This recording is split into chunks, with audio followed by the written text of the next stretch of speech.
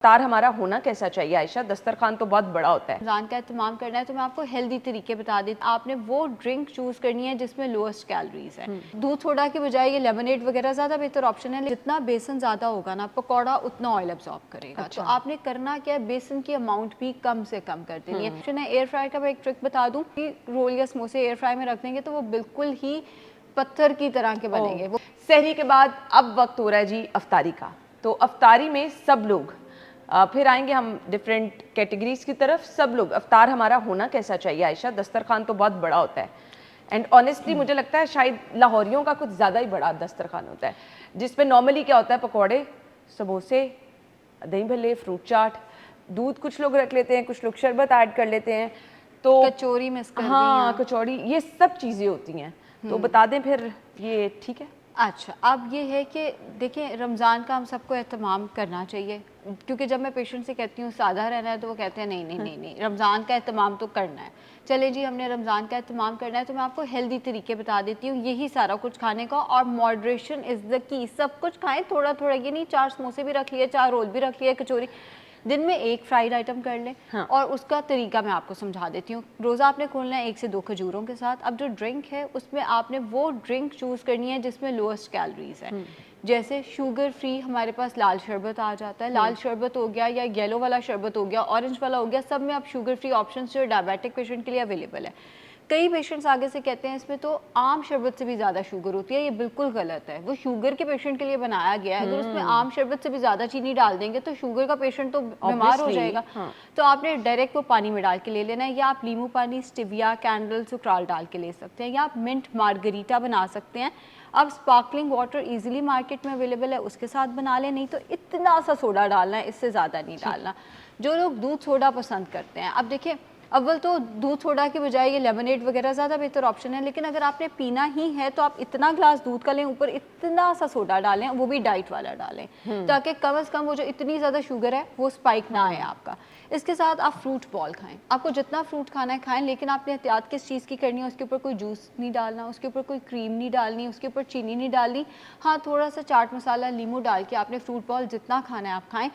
चना चाट या दही भल्ले में से एक चीज़ बनाया करें घर में, क्योंकि दोनों में आलू डलते हैं। तो एक चीज़ बना ली एंड उसमें सब्जियां ज़्यादा रखें। जैसे दही भल्ले बनाए उसमें सब्जियां, क्योंकि रमज़ान में हम सब्जियां कहाँ खाते हैं, हम कहाँ सैलड खा रहे होते ऐसे ही हैं। है। तो उसको आप ये समझे कि हम सैलड खाने का एक बहाना निकाल रहे हैं।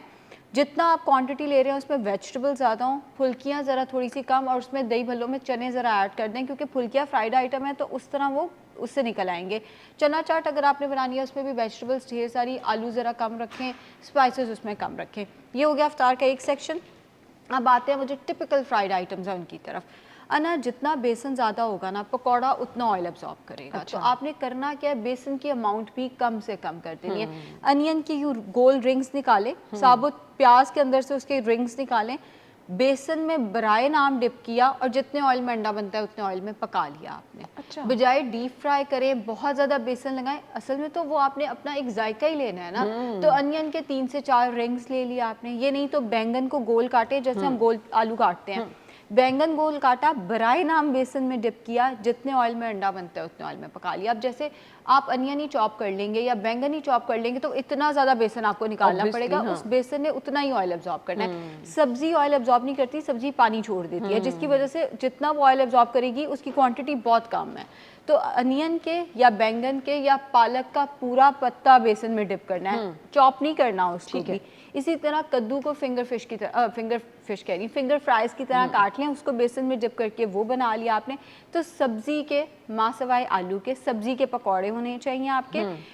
3 से 4 पकौड़े ले लिए, या मिनी रोल या समोसे ले लिए। अब मिनी रोल या समोसों की भी वही टेक्निक है कि इनमें जितना चिकन ज़्यादा होगा ना, ये उतना ज़्यादा ऑयल एब्जॉर्ब करेंगे। तो इसमें सब्जियां ज़्यादा रखें और चिकन बस बराए नाम हो। फिर नॉन स्टिक पैन में दोनों तरफ से पका लें। अगर आपको बेक करना आता है रोल या समोसे तो वो ज़्यादा अच्छी ऑप्शन है।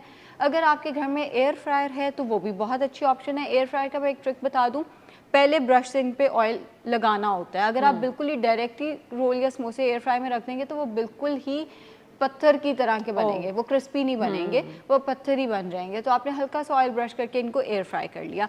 एक दिन में एक फ्राइड आइटम रखें। और ये जो डीप फ्राइड चीज़ें होती हैं जैसे कचौरी, जैसे लोग चिकन की पैटीज़ खा रहे होते हैं या बाहर से जो चीज़ें लेकर आते हैं वो ना लेकर आएँ, घर पे ही हेल्दी तरीके से ये चीज़ें बना लें। और इसके बाद अगर आप डिनर करना चाहते हैं तो डिनर को ज़रा सादा कर लें, मतलब अफ्तारी आपने लेविश कर ली, उसमें फ्रूट्स ले लिए, एक अच्छी ड्रिंक ले ली, दही भल्ले चना चाट ले लिया, फ्राइड आइटम ले लिए। नमाज के बाद जो डिनर करें उसको थोड़ा सा सादा रख लें, रोटी चावल जो हमारे घरों में बनता है वो खाएं, बजाय इसके कि उसमें भी आपने निहारी तो पाए या बाहर जाके बफे करना है।